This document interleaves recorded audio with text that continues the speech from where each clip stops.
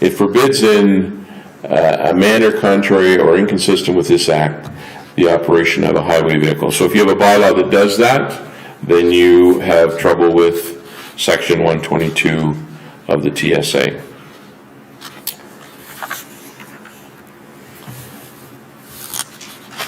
Frankly, how Janice and I, or anybody else, uses a UTV may be informative, but it's not instructive, nor is it evidential in determining the need to amend the community standards bylaw. So I know that. But I thought you might find it interesting how we use it. The Kubota 850 is our second utility vehicle. We had a Model 900 diesel unit, which we felt would be too noisy and we didn't like the fumes and such. So this new unit, together with the custom designed trailer, does meet all of our requirements for barrier-free mobility. I've been in a wheelchair since a motorcycle accident back in, I think, 1984. And being involved in agriculture, our units, Kubota units, were instrumental in allowing me to continue in cattle and in horses primarily. We also, when we came here, realized that we had other things that we needed to do where mobility would be an issue. And these are some of the things that we accomplish on behalf of our neighbors and community. So we've been involved in some of the events, and just as we were when we lived down near Crossfield, parades and things like that, our vehicles were often used by parade marshals and people like that. We've only been in 2 parades here, but we have been involved in picking up litter after the baseball tournament with the young ladies down at the baseball parks after that.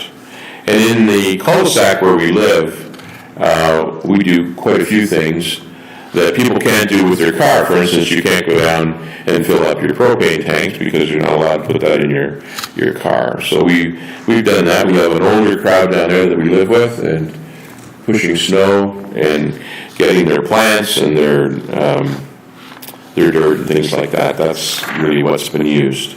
So what is our ask? Our ask is, next slide please, our ask is for an amendment to the community standards bylaw on behalf of all who would seek to use a UTV for barrier-free transport or to enhance their lifestyle as well as the needs of their neighbors and this community.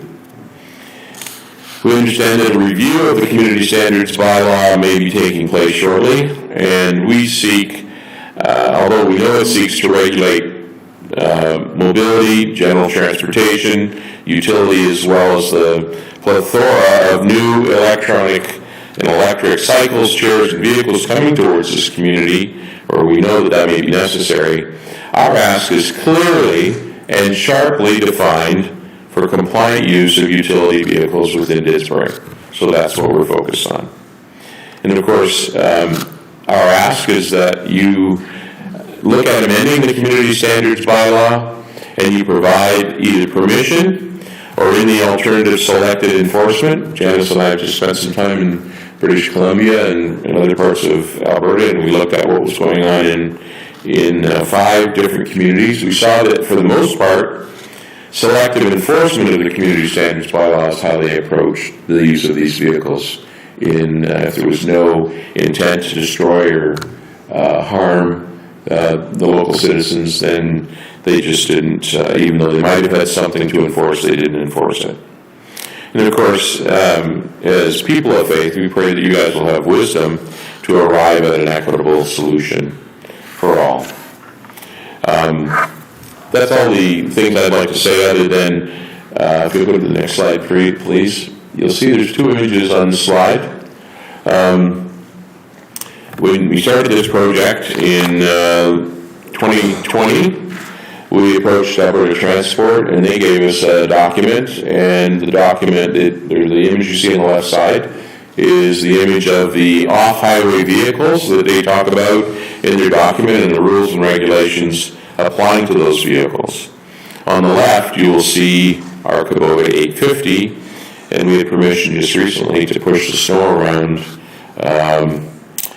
down at the cul-de-sac where we live, and you probably can't see it very well, but in the background there, what we do is we take all the snow from that circle where we have no lawns to store snow, and we actually move it over onto the reserve right there at the end of that. So that's what we primarily do in the winter.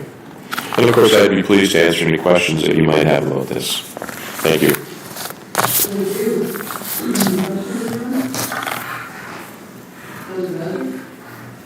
Thank you, Aaron. So, you decided for uses of this vehicle? Yes, on July 15th, we were stopped by, I believe her name is Melissa, one of the peace officers here, and she informed us that we were in contravention of the community standards bylaw. We'd been down in the cemetery, actually, doing some work down there on relatives with my brother who was out from Ontario. And so she asked us not to be on the road, so the vehicle has been stored until Tuesday, the 8th, when we asked for permission from administration to move the snow because we were in a real mess down there on 23rd Avenue. The next question would be, I think what people are looking at is that utility vehicle differentiates between that and a standard qualified. That's correct. Entertainment vehicle, this is the used for non-utility. So basically, ATVs, even some of the RTVs, they're not equipped like a utility vehicle. Some of you would have known the John Deere or some of those other side-by-sides. So the vehicle that we have, the back dumps, the plow is a 6-way commercial plow with kickback, so that if you were to hit some infrastructure owned by the town, it wouldn't hurt the infrastructure. They can also tow up to about 1,200 pounds in a trailer, so they're quite different. And because of the mirrors and the other safety equipment that you have, you wouldn't be using it in the woods someplace because you'd knock everything off. So it is quite a different thing. The unfortunate part is the Traffic Safety Act does not give us a specific way to register that. So if you're going to register it, because you can't get insurance unless you register it, and I guess one of the options we would have is to take the insurance off and unregister it and just put this little moving vehicle sign on it and run around town that way. So you would see, okay, you're doing good deeds with this, and that's fine. I think the concern some people may have, I think, but some people may have, is that all of a sudden we're going to have a myriad of cars rolling around town. And I think that's one of the concern. So that's my question, sir. Well, I guess I believe that you could specify a utility vehicle as opposed to that. In fact, under the federal regulations that manufacturers have to meet, it's quite a different regulation, although it's not recognized in Alberta particularly, but it is. Manufacturers can't call their vehicle a utility vehicle unless they meet certain other regulations, among which are the occupants have to have rollover protection, which you won't find on a quad. You have to have different kinds of restraint, et cetera, et cetera. You have to have speedometers. You have to have indicator lights for turning and all of those things. You mentioned one thing. I'm sorry? And you mentioned one thing about a slow moving sign, so I'm trying to understand that. So you deregister it, put a slow motion sign on the back of the vehicle, would you operate normally without permission? I'm not sure how the municipality would feel about that, but I mean, people drive their tractors and bobcats and other things through town all the time, and especially when we're having events like the most recent snowstorm. And we do have all of that as well.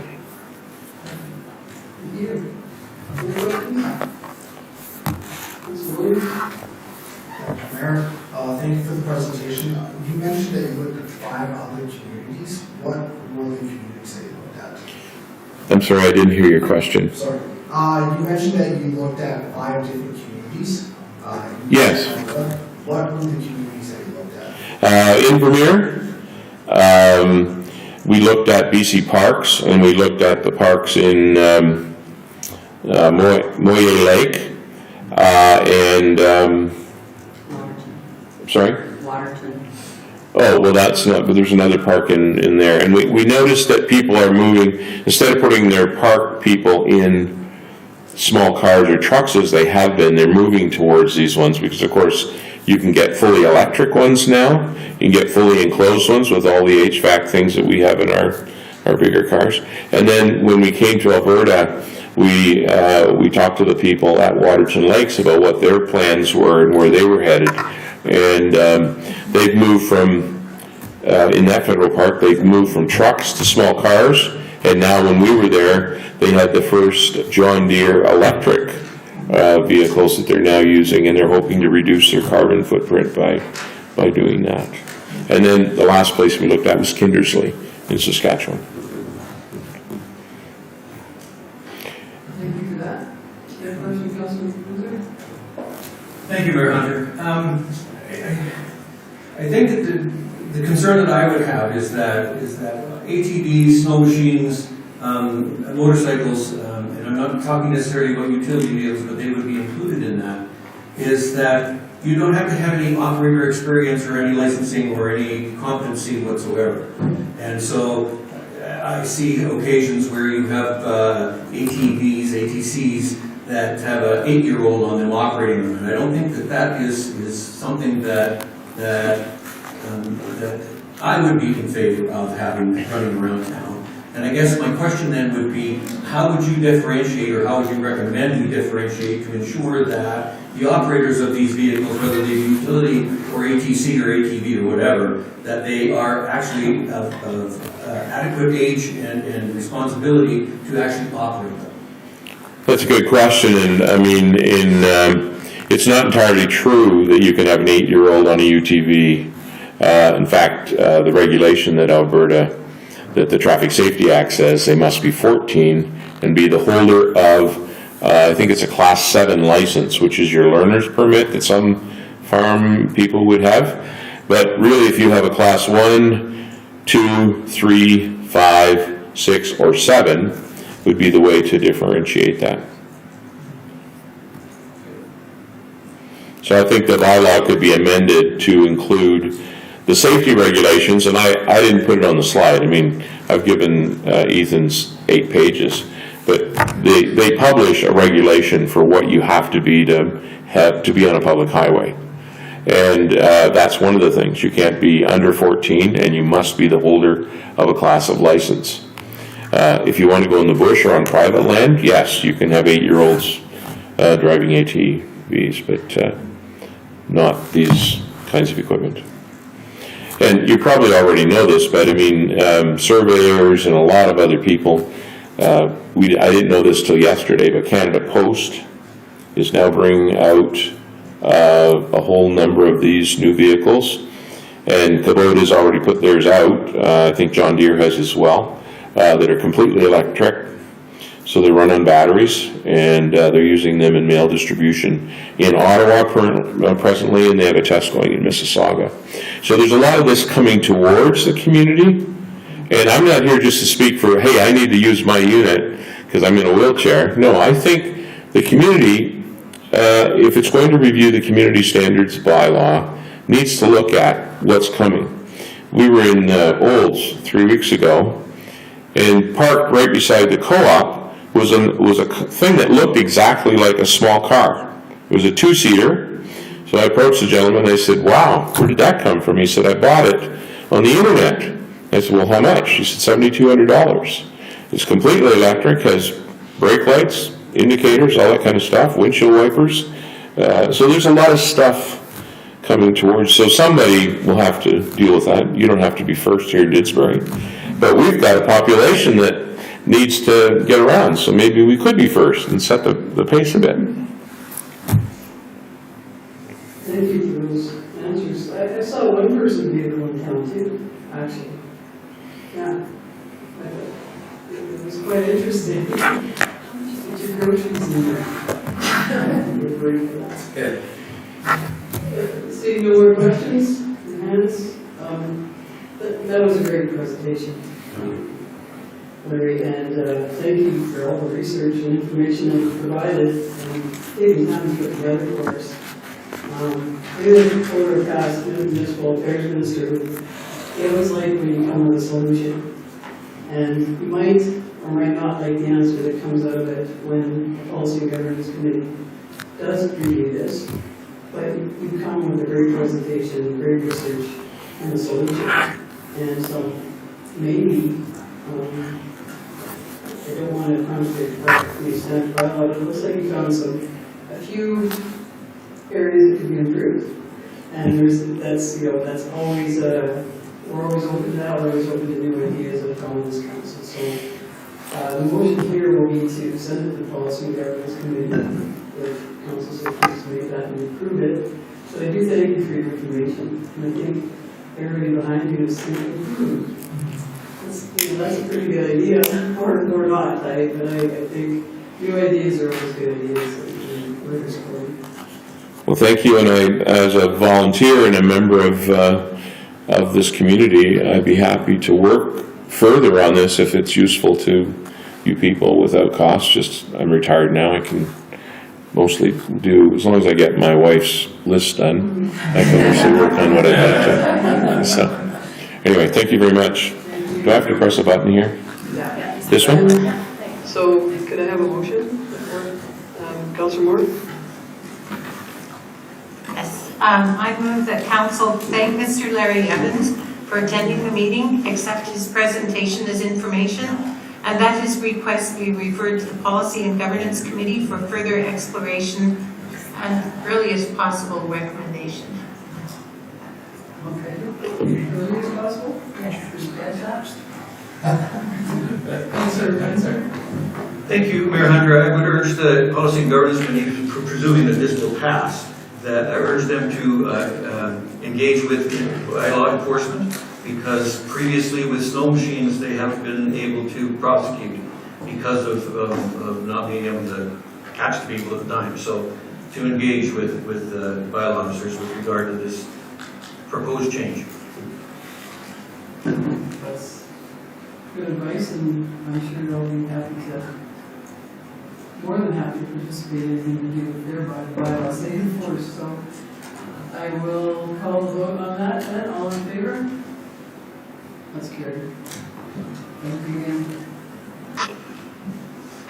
Mayor, Yes? just, is there interest, Mr. Evans made kind of a request for a second, is there any interest in any type of allowance for a selective enforcement of the bylaw in the meantime? Is there any interest in that? It was the worst sitting on your head, so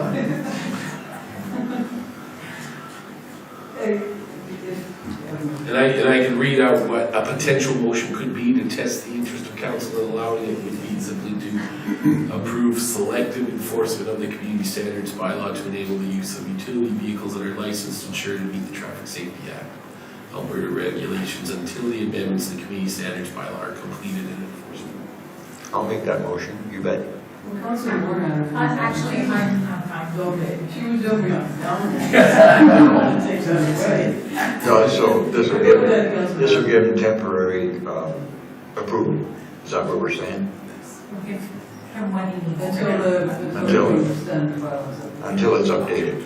As to whatever the direction of the committee, so can you read that again, Ethan, just so that. Sure. So it would be to move to that to approve selective enforcement of the community standards bylaw to enable the use of utility vehicles that are licensed, insured, and meet the Traffic Safety Act, Alberta regulations, until the amendments to the community standards bylaw are completed and enforceable. Until such and then. Until such. Meeting will be perfect. Okay, go ahead. Yeah, we have the motion from Councillor Bedwick, and then we have questions from whoever has their hand up. I should mention that Councillor Moore, no, Councillor McCoy is on a virtual, she's not in Disbury right now, so she's attending by Google Meet. Councilor McCoy, go ahead with your question.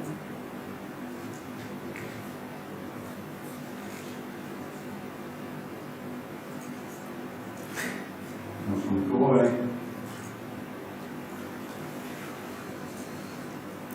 And she went and voted. Oh, maybe. Okay, so I will call the vote on that motion then. Made by Councillor Baswick. Do you have another question? Just quickly to say that, okay, so this will give these good folks an opportunity to run their vehicle now in lieu of getting this approved. In the meantime. Okay, while we wait we- for policy. Right, so we just have to inform the peace officers that we're doing this, right? And then they're good to go. I hope they're out. Here we didn't tell them. Just as a joke. And then we can give Mr. Evans a copy of the motion to show. Okay. Everybody good then with questions? I'll call the vote. All in favor? That's carried. Thanks again. Thank you. Thank you. Good question. If you contact the town, the municipality Provost House, they have an extremely detailed bylaw policy regardless as they allow the specific use in Provost House. They amended theirs in 2018. So what's the name again? Municipality of Provost House. They have a very detailed town, guideline. So. Thank you. All right, thanks again. And now we have Disbury Municipal Library Board. Oh goodness.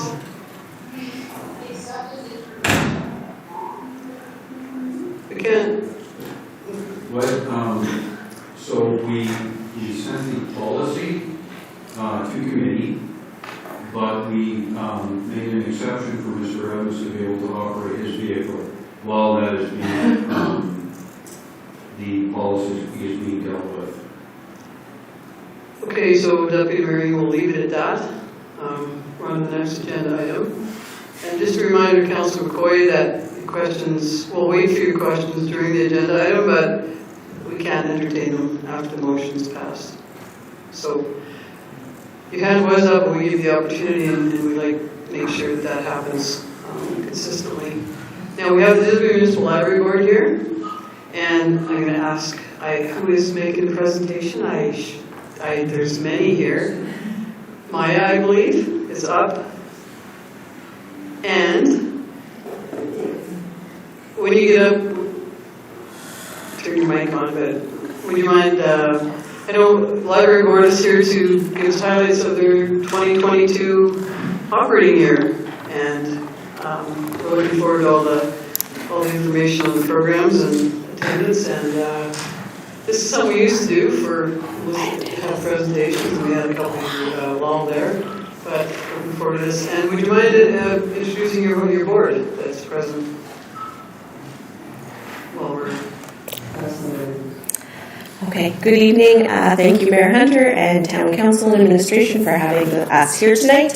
Tonight, the Library Board representatives, we have the Board Chair, Melinda Crampton.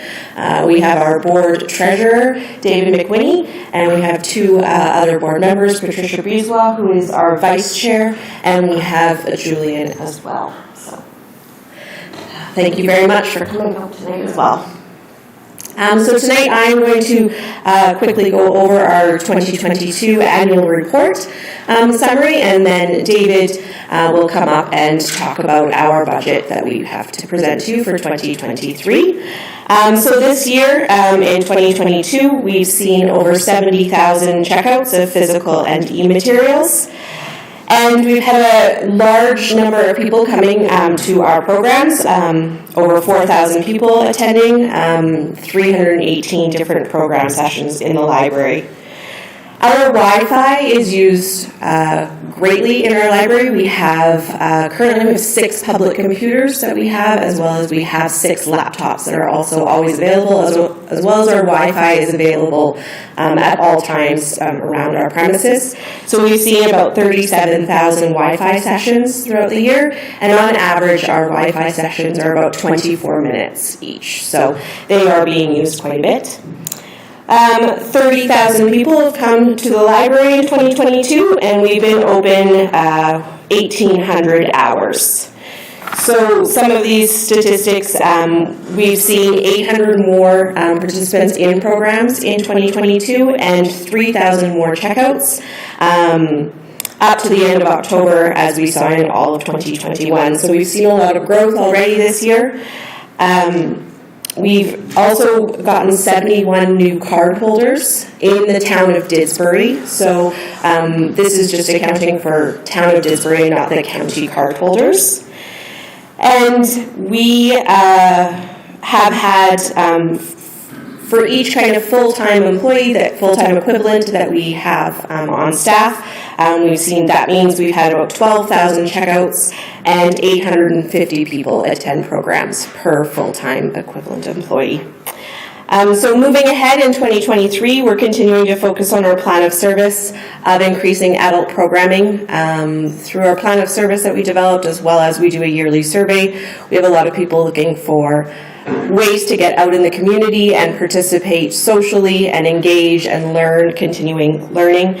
So we're doing those. We've had some really successful sort of DIY workshops every month this fall, and we've been partnering with local businesses to kind of focus on that economic growth that way. So we've had the new Cunning Folk and Florals in, and they did a workshop, and we also had another local crafter come in and do a felt workshop with us. Another focus on our plan of service for 2023 will be to offer technology instruction and programs. As I spoke to the number of Wi-Fi sessions that we're seeing, that 37,000 plus, a lot of those people are coming in for very important transactions, resume writing, applying for jobs, applying for EI, doing their taxes, immigration paperwork. We do a lot of that very important paperwork that people do not have either an at-home computer, or even more so, Canada's internet costs are quite high, and therefore they just can't afford that in their own home, and we often need help walk them through that. We do a lot of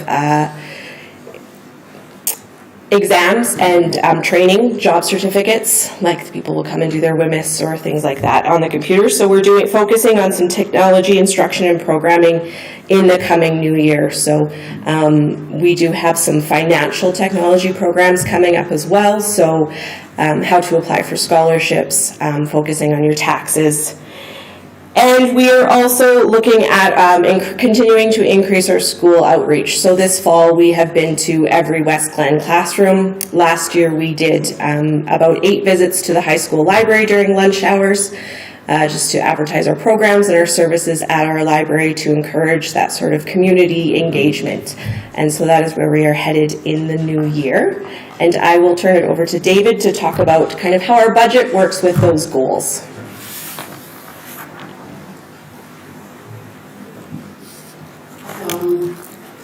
I just wondered about the budget presentation, and it's just a high level. Is that what you're here? Okay.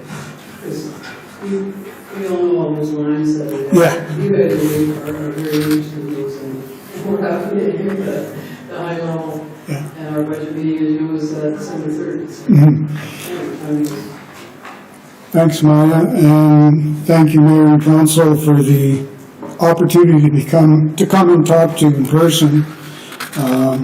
This is my second presentation on library budgets, but the last one was virtual, and it's nice to actually get together in person to do this. You've heard the statistics of what we achieved in the past year, and you've also heard the plans we have for 2023 in conjunction with our plan of service. Just as a bit of background as who the library board is and council, according to the Libraries Act of Alberta, a municipal library board is a corporate body on its own.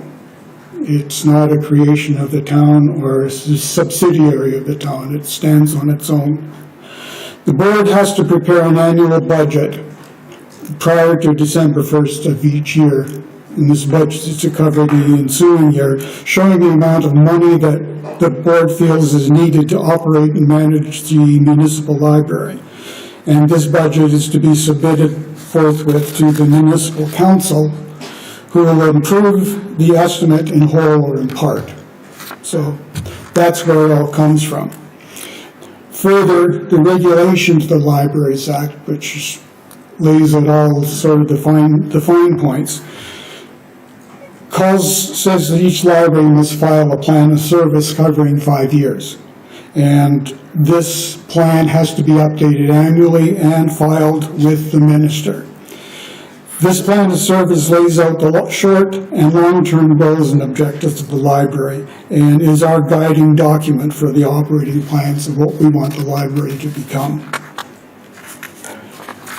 So, getting that out of the way, I think I got the right page here. Yeah. Here we go. So the next bit of background is the Public Library Services Branch. That is our go-to source for information on how we should be running our libraries, planning, and performing our functions as a board. The PLSB, as we call it, provides the policy, planning, and administrative expertise to develop and maintain provincial legislation related to the public library service. And based on the advice that we receive from them, a board must strive to get the best funding possible to enable a library to achieve its goals and objectives pursuant to the plan of service. This is our mandate and has guided us into the preparation of our 2023 budget. So, where I've started here on an explanation, I'm starting with the expense side, because that drives how we have to put together our revenue side. Currently, our staffing is one full-time person, which is our manager, and a handful of part-time people who are not even permanent part-time. During the pandemic restrictions, this was fine because we could operate fairly reasonably with that few people. But as the past year has expanded, we have found that it's becoming increasingly difficult for this small crew that we have to properly handle the increased patronage and visits and other things happening at the library, let alone trying to provide for expansion of our programming. So from that standpoint, our staffing, which is the single largest line item in the budget, we have planned, what we would like to do is increase from 1 to 3 full-time staff. That's over 28 hours per week. This is the biggest increase in any particular line item that we have on the expense side. But we haven't just looked at that particular part of it. We've also gone through the budget and our accounts to see where we can make significant savings if there are any to be had. One of the first one we found was in the benefits plan.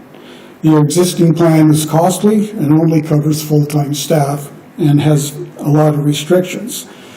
So as a board, we decided to move over to a health spending account for each employee, equal to 3% of whatever their salaries and wages would be. Covers all staff, it's more flexible, and we estimate we could have potential savings for the full. If you had 3 full-time employees moving this way, we could save around $10,000 a year off the budget. So we thought that was a significant step. A smaller one was our janitorial. We had been working under a contract. That contract ended this past year, and Maya took a close look at it and decided it made more sense from a control and from a funding standpoint to bring the janitorial service in-house and make the janitor a part-time member of our staff.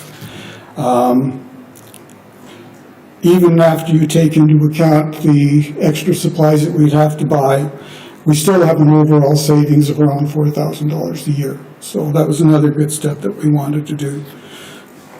Another smaller one was canceling the alarm monitoring.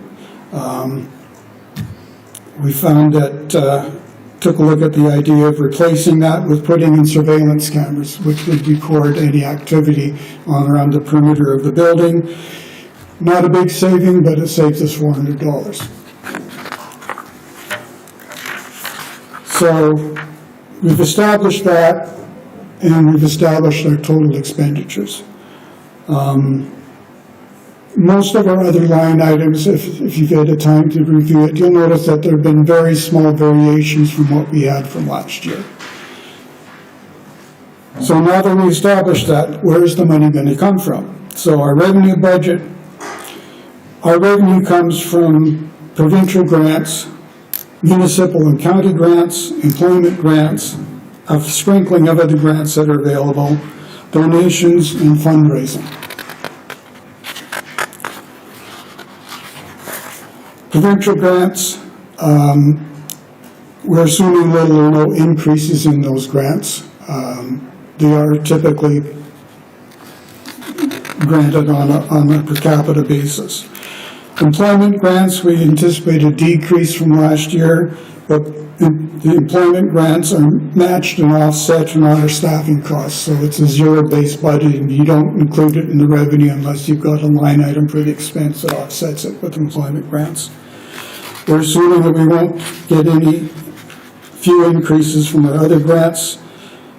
And fundraising and miscellaneous, we do our best, but they aren't a big revenue generator, so we don't anticipate a huge change there as well. So that leaves us with the municipal and county grants. That, aside from the provincial grants, that is the main source of revenue for the library. For budgeting purposes, you'll notice we split the town and the county grants into separate line items. It's just something that we've done, even though when we get our funding from the town, it comes all in one lump. We don't know what's going to happen with the county, so we've assumed little or no increase at this point. This leaves the town as our remaining source of revenue. Bottom line, our municipal request, we are requesting an operating grant of just over $228,000 for the year, which represents an 8% increase over what we received in 2022. Final comments, I'd like to thank the town for this opportunity to make a presentation and make the following observations. The board has a very strong commitment to the achievement of the goals and objectives of the plan of service. Our cost reductions have been investigated and implemented wherever possible. The increase in staffing would take the library from a 4.4 full-time equivalent to a 5.1 full-time equivalent, which is considered to be excellent according to the Public Library Services Board Best Practices Manual. And again, I thank you for the opportunity to make this presentation, and I'm prepared to take any questions that you might have. Great, thank you, Maya and David. Do you have any questions? Thank you, man. Nice presentation, thank you. The question I would have, you really want to just suggestion readdress your health spending account, considering that the province has announced that they're going to bring that on stream $300 a person in the coming month or so. Hadn't heard that. We'll take that. The change hasn't been made, but we may we'll look at that in conjunction with our plans just to see what the best possible provision is for the staff. There's an observation. Yeah. Thank you. Any other questions? I guess I just have one. Because in the last year, in this year's budget, the budget provided a $7,000 one-time grant to the library, and if everybody recalls that. So is the 17,000, so is that 7,000 included in your, because it was a one-time grant last year, so I don't believe we've included that in our grant revenue. I guess if you're carrying So budget 2022 is 211,849, and that would include the 7,000. Yes. So it'd be 24,000 really. Oh, Only because okay. it was a one-time grant that just sat around the table, that's why I'm just clarifying that. Okay. That you included that in the 211. From what I understand from communication with the administration, that number is, the 211 is what we were receiving in total from the municipality this year. So I do believe that includes the decision to go with the additional 7,000 last year.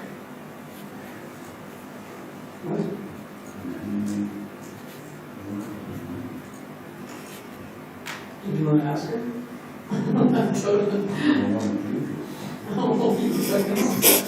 It's your idea. Do you know what we paid? We received, I base off of our total payment. yeah, which The is 252.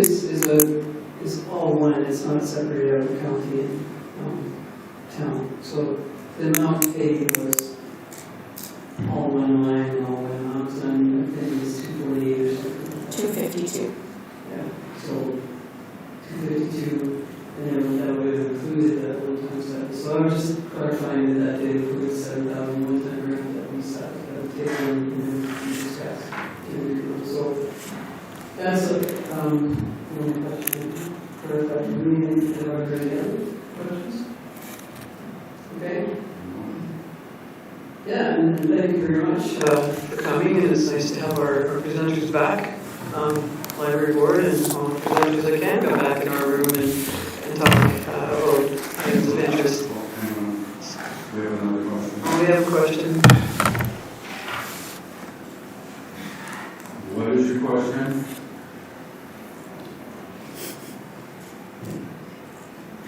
Review it.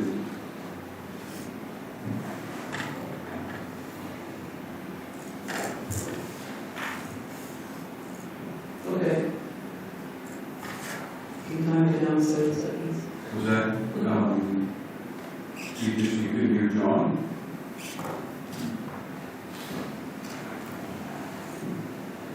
Okay, motion. I move the council thank the members of the Didsbury Municipal Library Board and accept the presentation as information. Any other comments? I'll call the vote then, all in favor? It's carried. Thanks again. And it's nice that you always have such big cheering squads come and support. And you make you stay, like you said, there we go. You're welcome to walk out even when Councillor Williams is talking. Okay, we have item 6. Nope, item 4, November 8th, 2022, regular council meeting minutes. Councillor Williams. Thank you, Mayor. I move that council move to adopt the November 8th, 2022 regular council meeting minutes as presented. Oh, I was going to say these amended, but I'll let you know what the amendment is. Page. So item 545-22.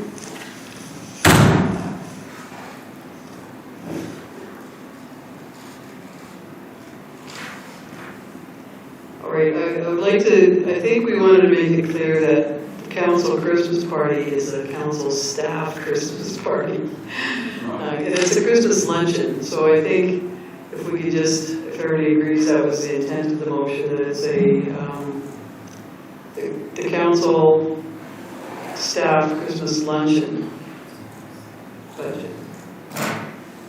I don't want everybody to think that we're partying. We don't do that. This is all in recognition of the wonderful personnel we have. Okay, is amended, would you mind? Yep. I'll accept that amendment. Okay. Any other comments? Call the vote, all in favor? That's carried. Now we can go to council reports, item 6.1. And but we'll start with Councillor Badwick, because he was ready to give his report. You look ready. Thank you. I'll do the first one first and the second one second.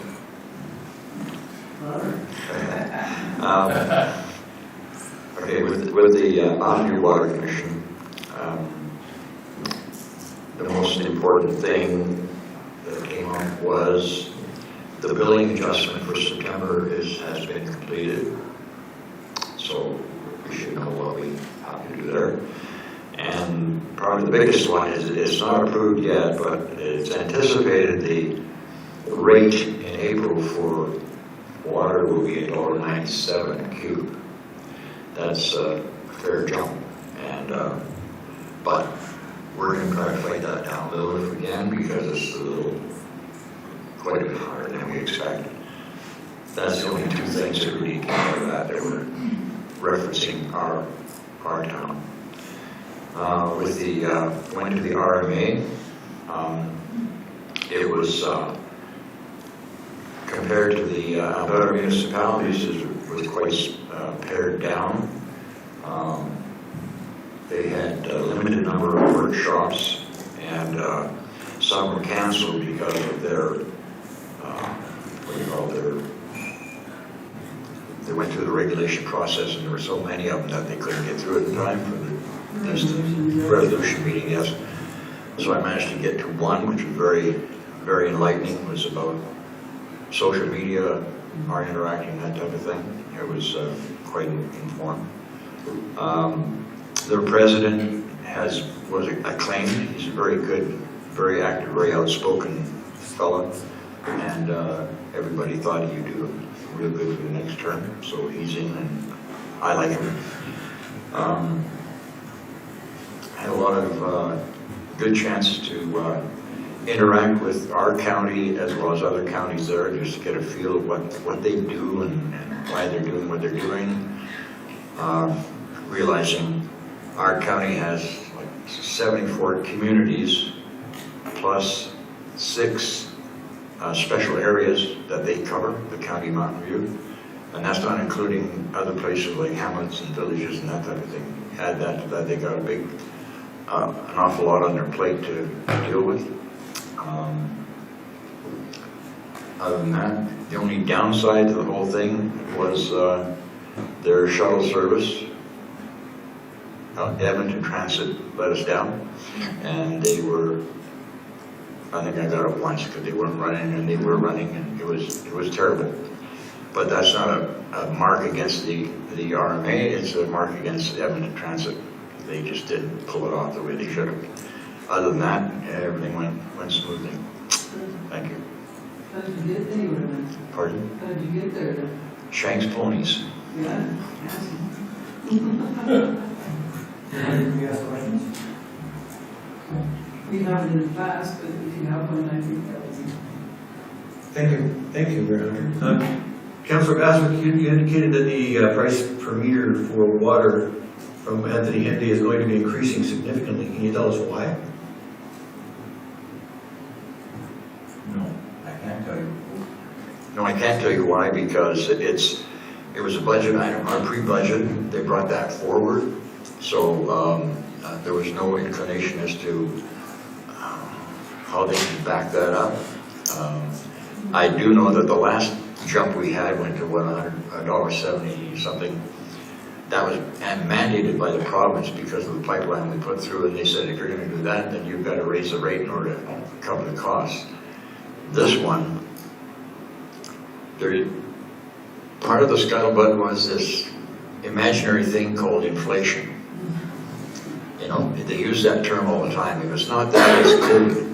One of those two things they bring to the table, and it's exasperating to say the least. As I said, we're going to try to pare that down as much as we can. I know some of the members of the board they're not happy with that rate, so we'll have to see what happens when we meet again in December. Sorry, I can't give any more concise information. Okay, thanks for that. Deputy Mayor? Well, I just wanted to say too that thank you for that report on RMA, and we're glad you attended.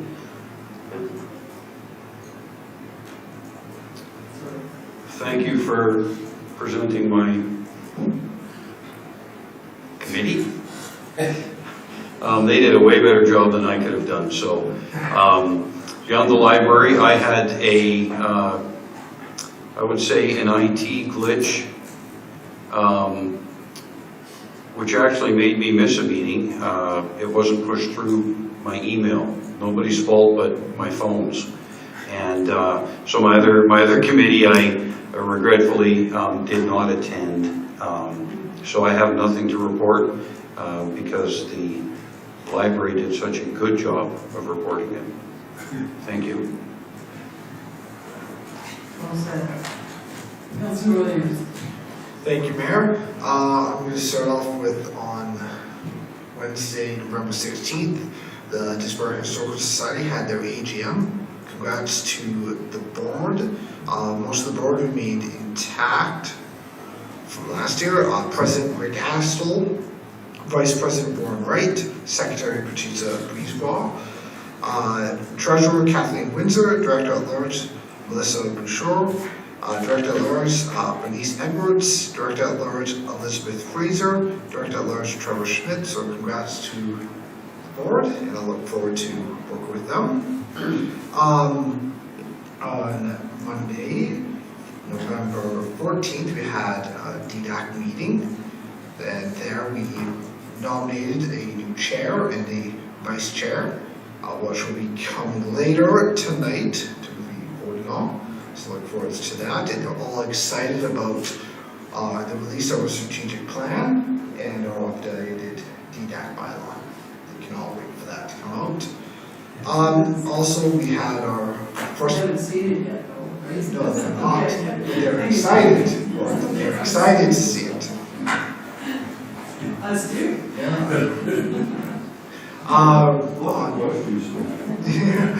November 15th, we had our first policy and governance committee, and that will probably be coming back once we actually have the bylaw that we discussed, and we also had our first strategic plan committee meeting as well. And we also, then we have a municipal planning commission meeting tomorrow, Rhonda. Oh, You're a busy guy. so you're going to be getting that report for in December. Looking forward to it. Yeah, that's all I have to report. Thank you. Thank you, Mayor Hunter. For my committee, Red Deer River Municipal Users Group, we had a presentation from the Mountain View Regional Water Services Commission Operations Manager, and so that was a very informative thing that we really enjoyed. We've had on our last draft of the budget, which will be coming to municipalities shortly, and then we've finalized the executive director contract. Thank you. Thank you. Councilor Moore. Yes, other than the new reorganized committees that I am on, I attended the Municipal Area Partnership get-together with the other towns, and Mountain View's Seniors Housing Staff Appreciation, and I've been appointed to the Asset Transfer Committee, which is some of the community housing, like the old Foothills Lodge, when they're sold, hopefully we'll be able to use the money for what we really needed, and we're still waiting to find out if that's going to happen, because we'd like to put it on debt, as we should. So we'll see if our MLAs agree with that. We had 2 grand openings of businesses, and I'm sure the mayor will talk about that more.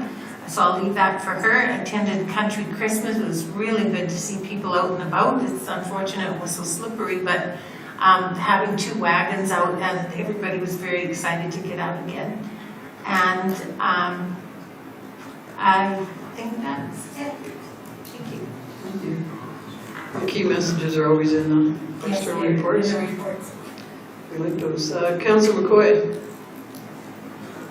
have you any reporting to do? I'm texting as well, if it's easier.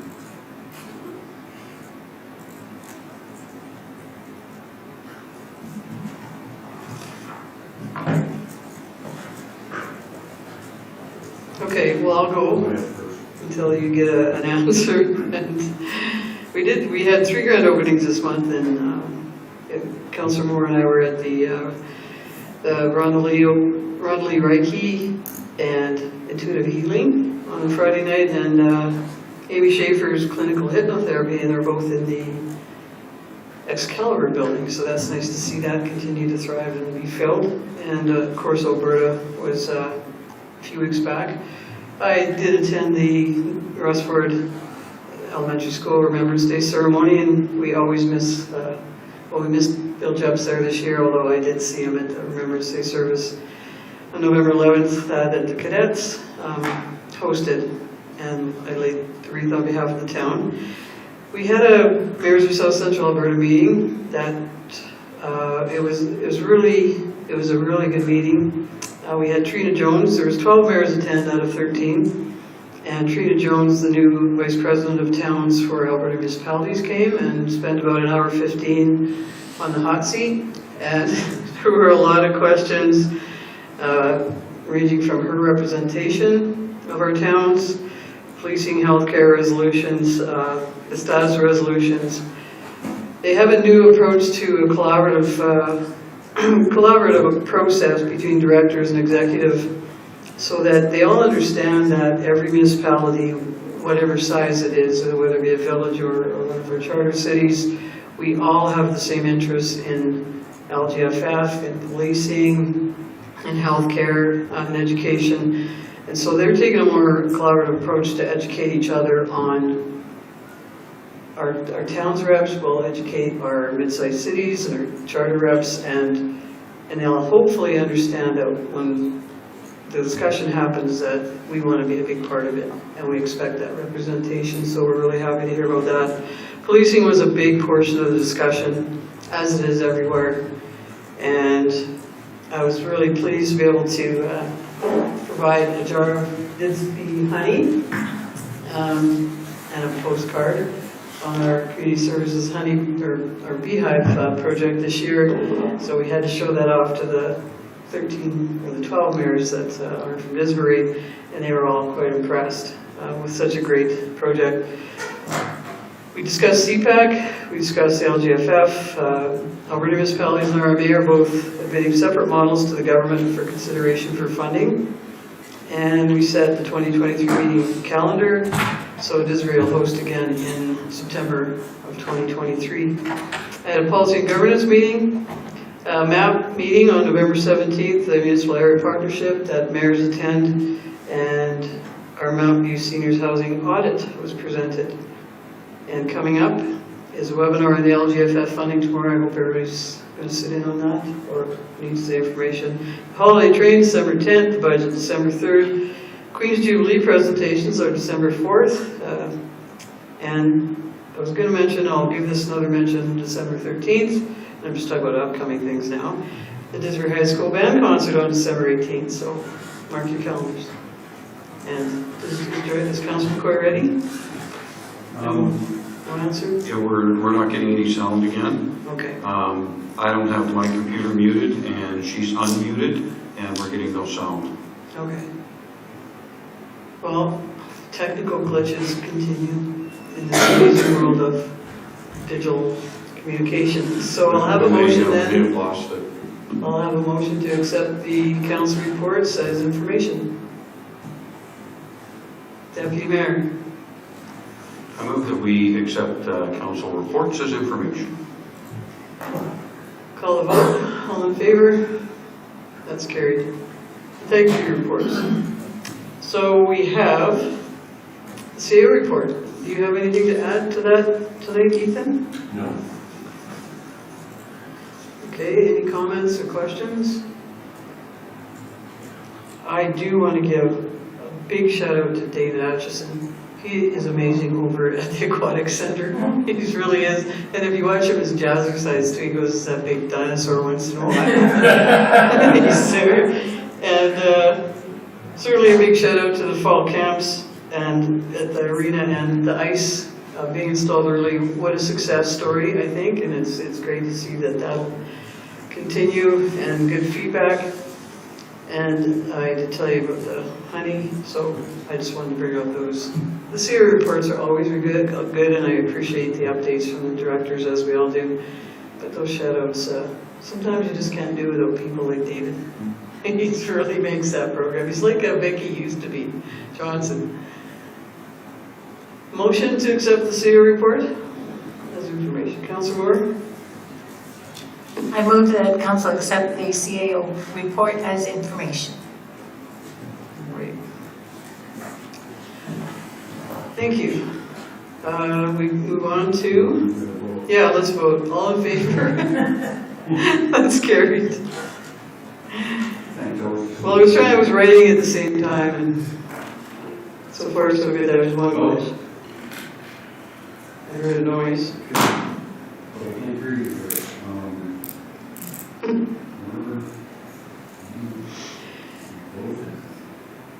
Okay, we're going to move on to bylaws and policies, item 7.1, bylaw 2022-19, utility charges for 2023. And do you have anything, administration, to speak to this? Anything, any extra information or comments you'd like to make?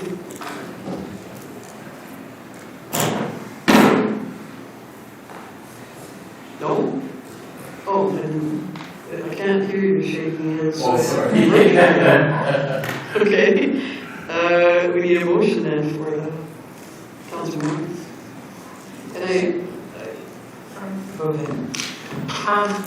Oh boy, my screen just disappeared. How that happened? Yes, I do. I move that council grant first reading to utility charges bylaw 2022-19 and refer it to the strategic planning committee for review and recommendation. Thank you. You're welcome. Any comments, questions? Councilor Windsor? Thank you, Mayor Hunter. As we heard in the council reports from Councillor Baswick with regard to the water rate going up considerably, does this rate that we're approving here, the increase reflected here, cover what is anticipated from the Water Services Commission?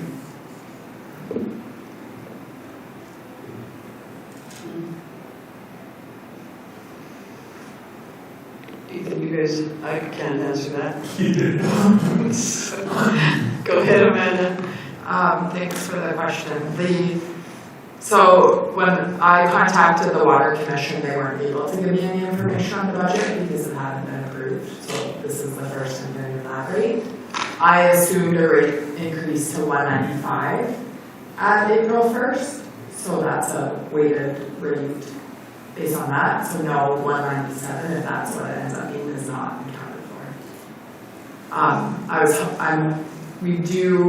Would like to see that number approved before we pass these rates, as it could make a difference in our budget and our rates and fees.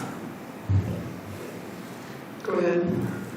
Thanks, Thank you, Mayor Hunter. So if we approve this, as per the motion right now, then do we come back later with this to revise that? And is it going to be in time for the 2023 January start? So my plan is so this would only be first reading of the budget, so even the numbers that are there in red, they're not finalized because we haven't had the budget yet, and so any budget changes would also impact those numbers. And so they're just kind of preliminary, giving you an idea of where we're at with me knowing what the preliminary budget is, but it hasn't been tabled yet. So yes, those would come back with any changes, and then the hope to be it would be in place by January 1st. However, we don't bill January's utility rates till February, so there is a little bit of leeway if it goes into January. That being said, we do like to give our customers notice of a rate change. Councillor Baswick on that? Yeah, right, and I should let you know that, so the next meeting is December 14th, and that's, so we'll know, we're hoping that the budget will be concluded at that point, and I will send you a rapid email letting you know of the nasty rate. Okay? We're hoping to get it lower. Previous years, we tried to do it in 5 cents, in 5-cent increments. But after the province pushed it to that 172, it was a big jump. They seem to be a little aggressive on their rate changes, so we're trying to avoid that if we can. So December 14th. That's the day after our meeting, you know that, right? It always is. Deputy Mayor, you had a question? No, it was just answered. Oh, Thank you. okay. All right. Any other questions, comments?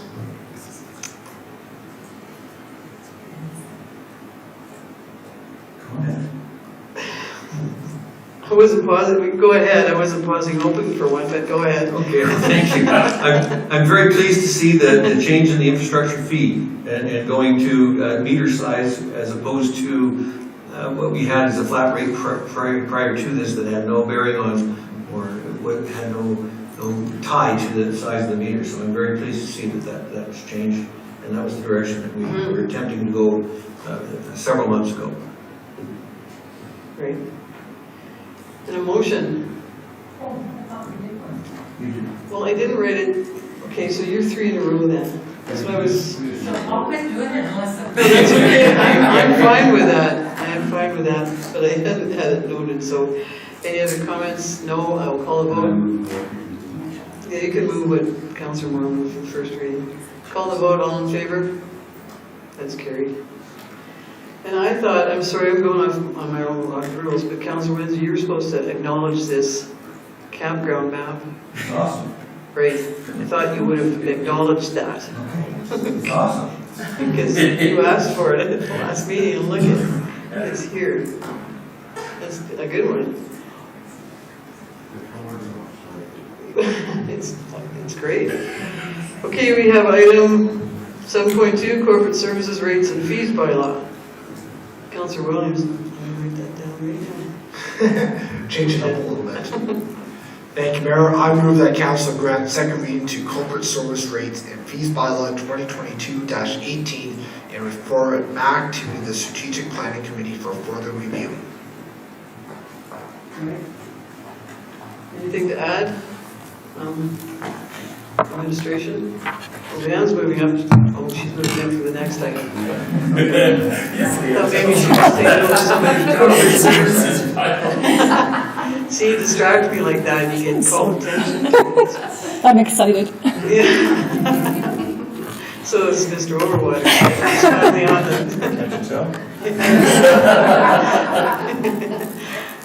All right, Amanda? Thank you. The committee, SPC meeting or committee met to discuss this bylaw, and we did discuss in detail the RCMP fees, and that was the reason why they were recommending to only do second reading tonight, because we were waiting for some information from the RCMP detachment about taking fees, and so that we have verified with them that they would be willing to take payment at the detachment, so that would eliminate the clunky process of coming here to pay. So I just wanted to update council as a whole, because that may, I know they just wanted to make sure of that, and because without that information, they were thinking they would recommend it for second and third reading tonight. So.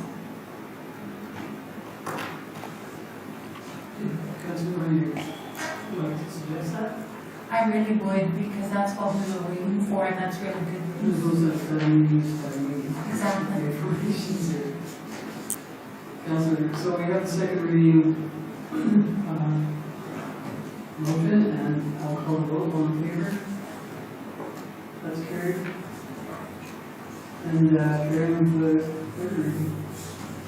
Thank you, Mayor. I move that Council grants third reading to corporate service rates and fees bylaw 2022-18. And go ahead. Thank you, Mayor. I thought this was going to committee, so we can't do the final reading. Or am I missing something? Yeah, we were waiting just for that information, whether or not the RCMP would take the fees at the Right, so we can't. attachment. We can't do a final reading until we have that information. Ron? Yeah, Amanda did just update us on that. We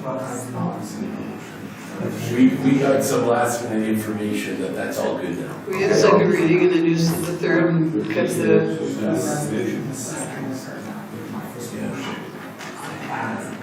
Yeah, first. yeah, she did. After the RFP. You're right. They referred to us. Yeah. Yes. That's fair.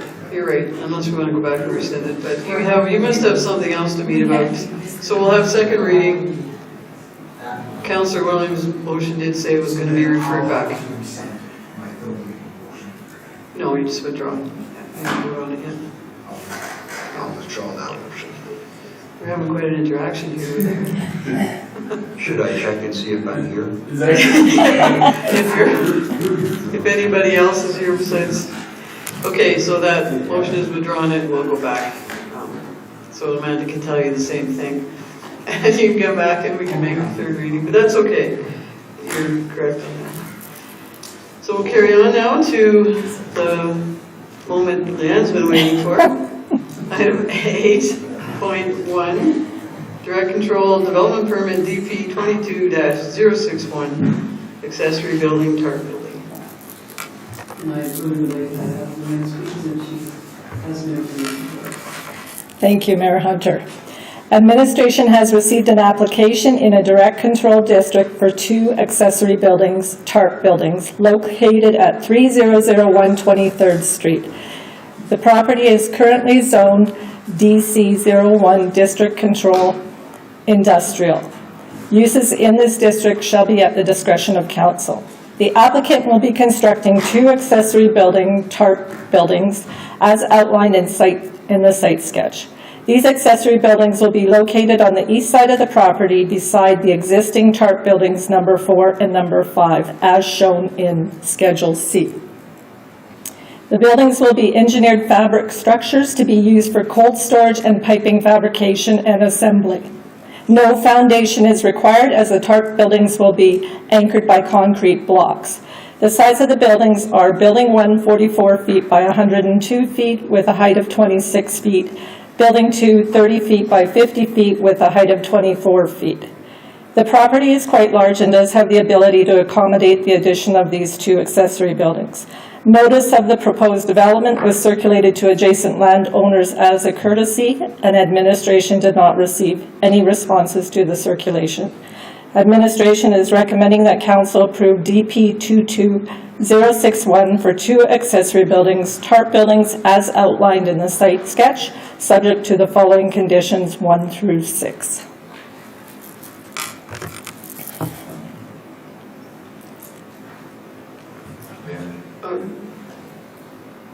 Yes. I think, what I At my hand up, I just, I needed to update the young lady, who's so respectfully represented in the fact that we actually do have to put a foundation in for the larger building. The engineering study came back, and it's a driven steel foundation. I just got those engineering drawings confirmed yesterday, so. So Leanne, does that change anything? Through the chair, no.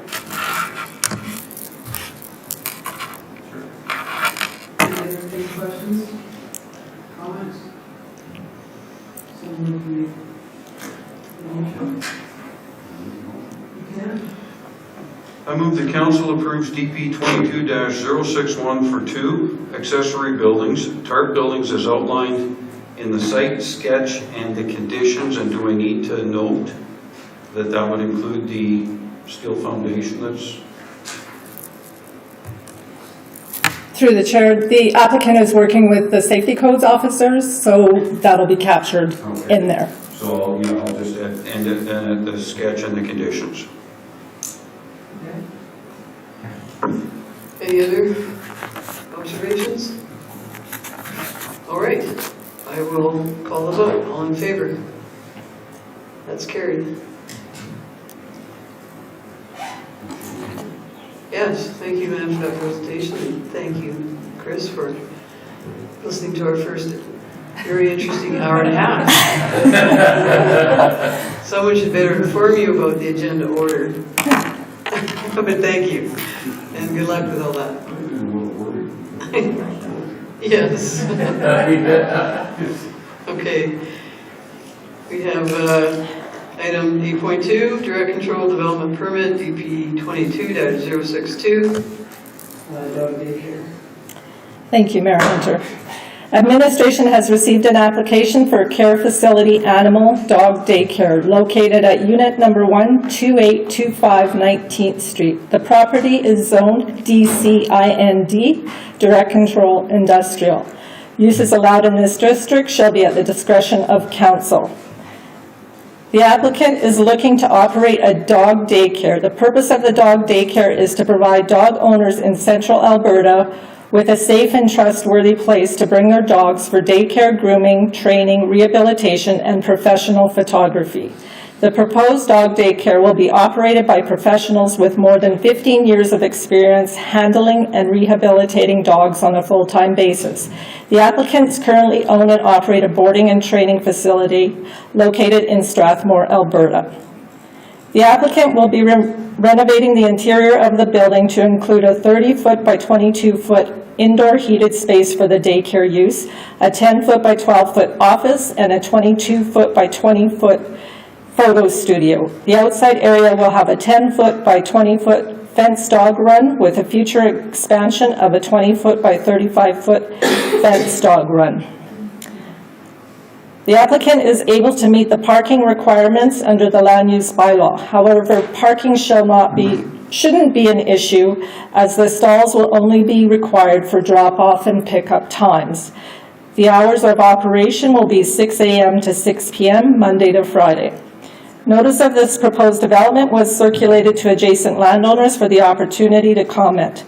Administration did not receive any responses to this circulation.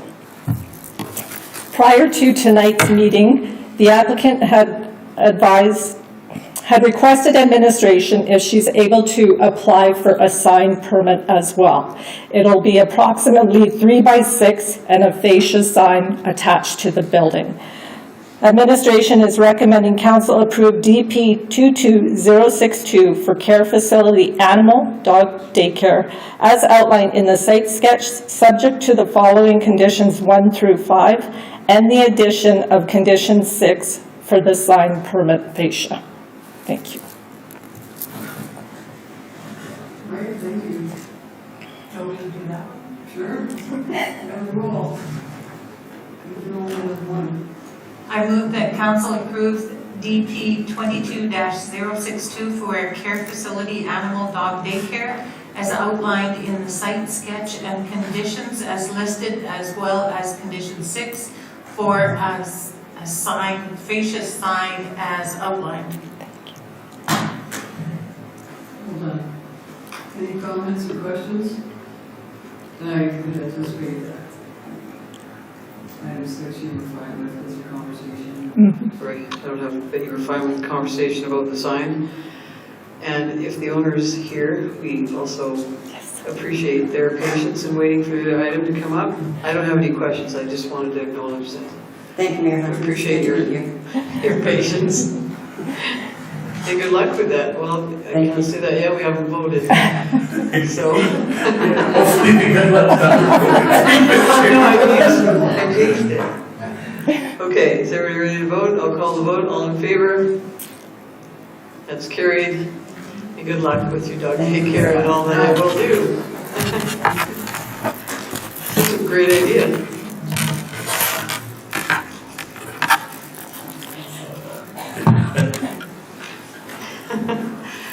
And the next item would only be titled like this in a small town, the old high school land. I think I love that small town feel to our titles. You know, the old high school land down there by the Ross Ford, that one. Yeah, that's how we get there too. So we have the item on the old Lisbury High School land. And does the administration want to speak to that at all or have anything to add? No, it's all. And we are quite excited about this because I think we started talking about this 4 years ago or so. And but the market had dropped and plunged at that point, I believe. So is there anyone who would like to make the motion? Take a look to this side. Councillor Baswick. Thank you, Mayor. I'd move that the lands commonly known as the old Didsbury High School, Mayor's Town Water, be listed for sale with a requirement for timely development in consideration of the value of the development proposal and the purchase amount to be decided upon by council. Any comments, questions? Councillor Windsor and Councillor Williams. Aye. Nay. Thank you, Mayor Hunter. There's a fairly centrally located piece of property that has had a multitude of different things on it. A sand basketball, sand volleyball, skating rink, used by the library, used by the museum for several different things. And I'm just wondering if we approve this and it does go up for sale, is there a desire to have at least a portion of this land still retained for community use, for community benefit, for downtown park area, or something of that nature, as the development moves forward? I think it's pretty important that we have some retention of some of the land as far as recreation is concerned for public use. Okay. Thank you, Mayor. I just want to make an amendment to the motion. I would like to see the actual address in practice right after this for high school. So people who look at this that are out of town, they actually know where it is. Yeah, take away the time being a small community. But in like 30, 40 years from now, people would. I know. Would you say that amendment? Mr. President, the address? No, I don't think so. Of course I will, sure. Yeah, that's. Yeah. 20th Avenue and 3rd Street. Well, I think that with all the intent that the address is in there, then just put the right address in, I would suggest. We'll put the legal. Yes, the legal. We did receive an email about using the land as park area, and all council read that, I believe, so I don't, if there's anybody that wants to speak to that, I certainly am excited to see this listed, or if council approves it to be listed, but can I just, Ethan, sorry, I have a question for administration.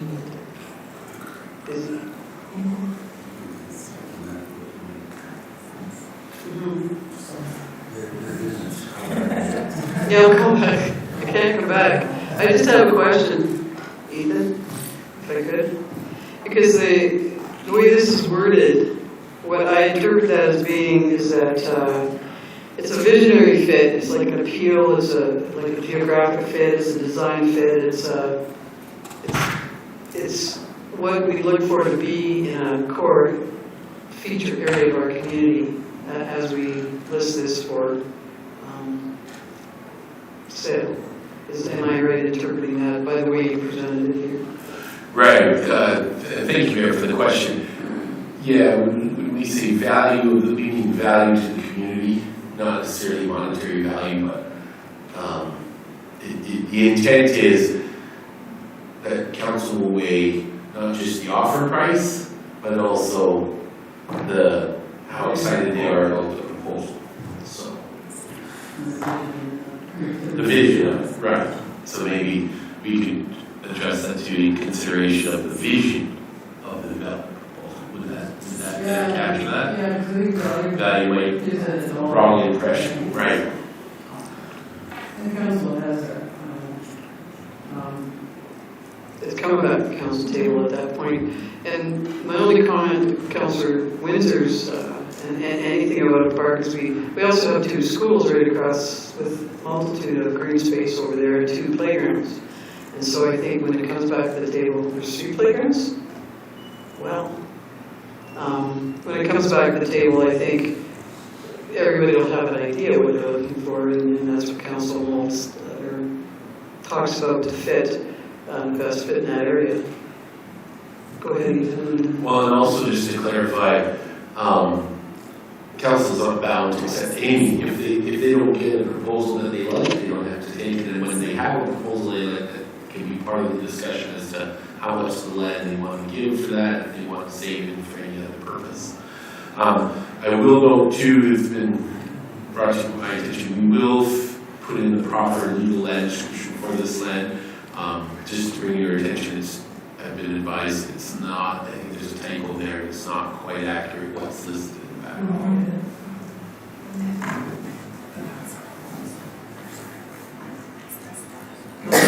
Councilor Bassler has come up and then Councilor Moore. Councilor Bassler? Yeah, I think with most developers, in their plan, they usually allow green space and things like that to accommodate the town. Any facility, any place they go, so to me it's premature until we find out exactly what the developer is going to offer us, and we might be surprised at what they want to put into the development plan. Hopefully, pleasantly surprised.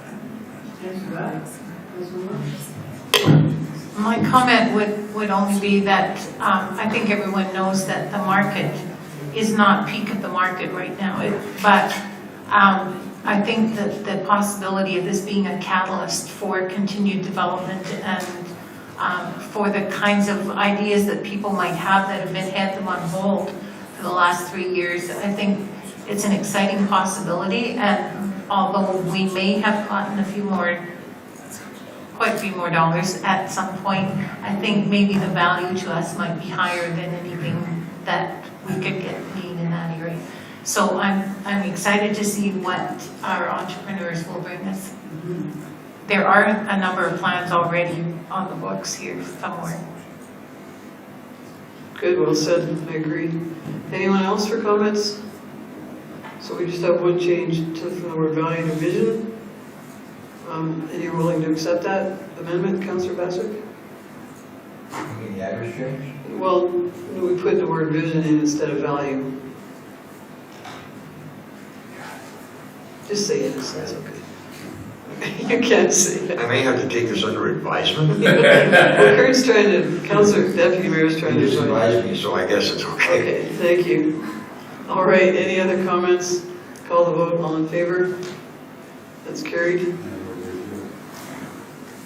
You got back in touch with our councillor? So if her hand doesn't raise, she isn't moving, so I'm just letting you know that she voted in favor. Okay, Because you can't see it. great. You're great. Okay, we have item 8.4, the DDAC chair and vice chair appointment. Councillor Williams. Thank you, Mayor. I move that council appoint Megan Neese as the chair and Phil Bouchard as the vice chair of the Disbury Economic Development Advisory Committee. And I just want to say thank you for all their hard work in the community, and I look forward to working with them as the representative on DDAC. All right, any questions or comments? Councillor Bassett? I think we couldn't have made a better choice in these two individuals. They're really upstanding Pittsburghians, and they're devoted to our town, so it's a very good choice. So you're voting in favor then? Not necessarily. All right, I will call the vote, all in favor? It's carried. And we will extend our council's thanks to DDAC. Again, I think we did when we appointed them as well. And the library board, I know we didn't thank them when we appointed them all again. So just so Julian hears that, we're thankful for our Disbury Municipal Library Board as well, and we'll relay that through our deputy mayor and through our member.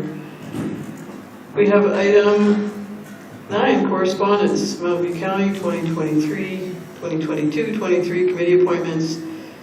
In Alberta Municipal Affairs, Deputy Minister Brandy Cox. Go ahead. What if I look this way? You look to your front. You go ahead.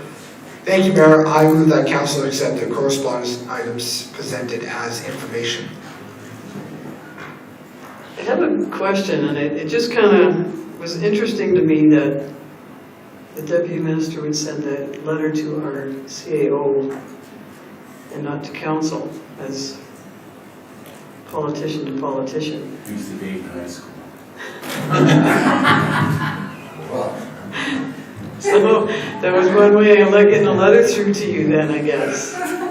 But it is kind of unusual that council would receive that letter. This year, What's that? this year, you got it. Well, I know, but it's addressed to Ethan. Sure. So I just wanted to make note of that. They probably said it before. I have a theory, Okay. different from my first one.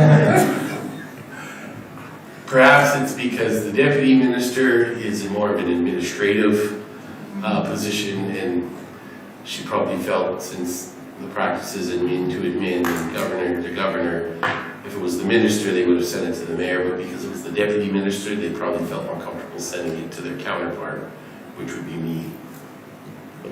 That's just my theory. Okay, well, I don't accept it, but that's fine.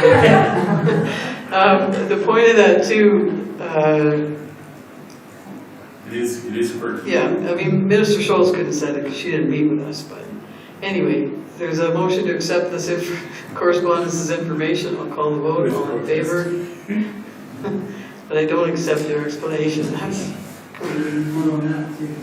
Minister McIver couldn't, he's not there. Go back to my first one. Okay, so we have council meeting highlights. Here's our council development. Well, thank you, Mayor.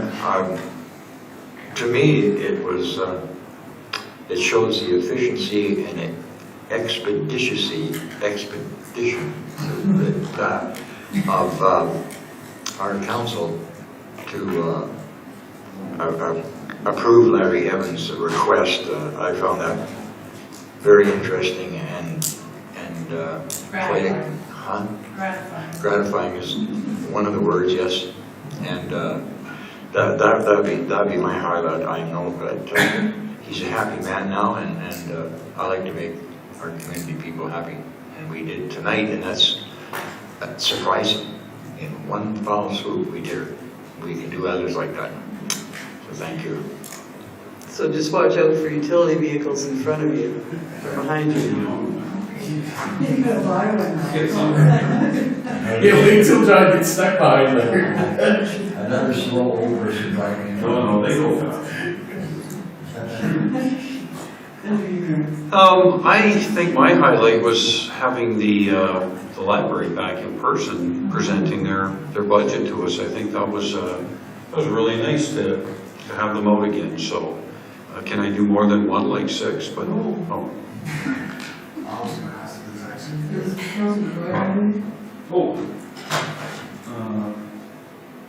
Do the next one.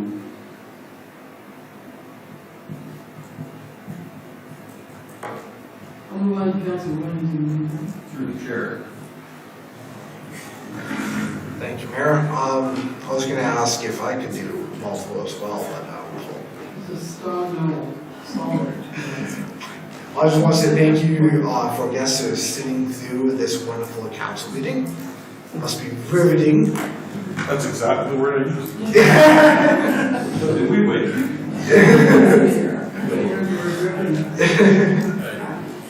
And my council highlight would be the appointment of the DDAC chair and vice chair. I think those are 2 excellent choices, and they are great community people, great community-oriented individuals who volunteer a lot of time to make this community even better. So, thank you. You don't have to qualify your choice. But I know that they know that you feel that way about it. Just two times I've got talking. Express lots of thanks. Councillor Windsor, what? No. Councillor Windsor. Thank you, Mayor Hunter. I pick either one of the development permits. I think they're both of them, and I didn't pick two. And both of them are very positive. I was going to be one of them, that's my second. Okay, so Councillor Windsor gets one and somebody else doesn't pick, if that comes to that. So go ahead, Councillor Moore. Actually, I'm going to say how excited I am about the possibilities that might happen on the old Didsbury High School land. I think it has an opportunity to be a showplace in our community. Yes, thanks for that. Is Councillor McCoy ready for that? No, I stole yours. Oh, Sorry. I apologize, Councilman McGuire. Oh, sorry. You got me daycare. okay, so then, Councillor, Sorry, I didn't have my mic on doggy daycare. the accessory buildings, so we'll have to go over those highlighted in the council items.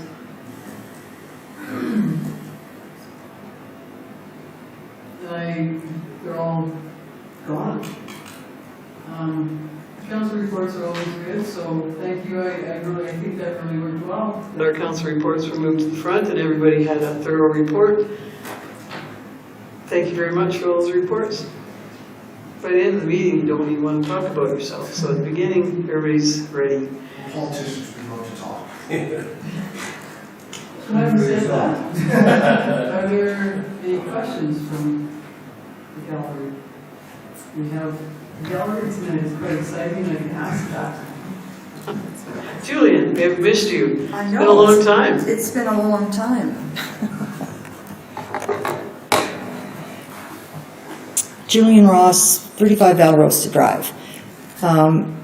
Madam Mayor, Council, men and women, an observation and a concern. On the night of the Country Christmas, I had the opportunity to observe and to help an individual who was battling the street conditions that were along 19th Avenue, I think it is. Short of having crampons on, it was, which we didn't obviously, but it was, I was helping an individual who was somewhat impaired inability. And it was very difficult for her to get in and out of her car off the street. And it's very obvious that when people were, and I know it's been a difficult month, November, for all the snow that we've received and whatnot, but the business people are shoveling their sidewalks onto the road, and it causes a lot of bumps and valleys and stuff like that, which melted and then became iced, and it was rather dangerous that night. So I just would like to see a little more attention to our streets in downtown, the downtown core, and that was just an observation, but a real concern. Thank you. Thank you for that. And seeing anyone have a question from the gallery? Just a comment, and I would like to have whoever put it on, I think it was a chamber, wasn't it, put it on the Country Christmas? Yes.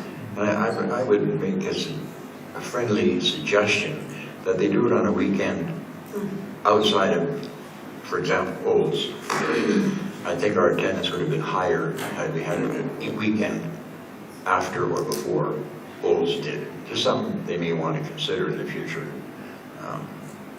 Olds is pretty well Christmassed up, so people like to go there to see that. We haven't got to that stage yet in our town, but just an observation. Thank you. All right, anything else?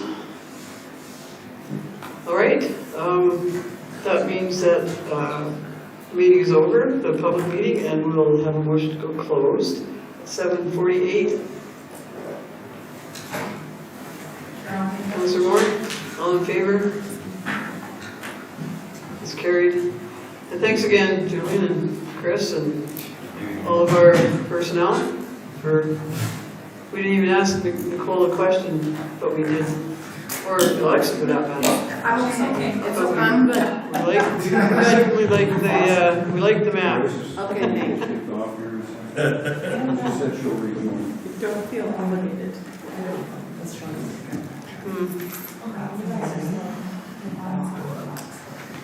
So I'm gonna have to take my computer back, and I can watch it close later. Only because I don't have my. Oh, I bring it up my phone, that's okay. It can stay like that. Can't give us up.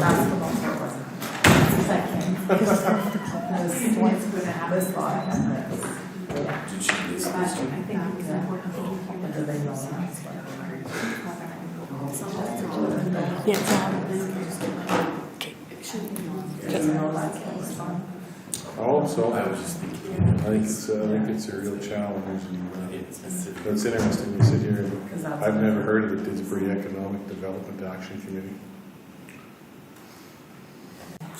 No, never heard of it.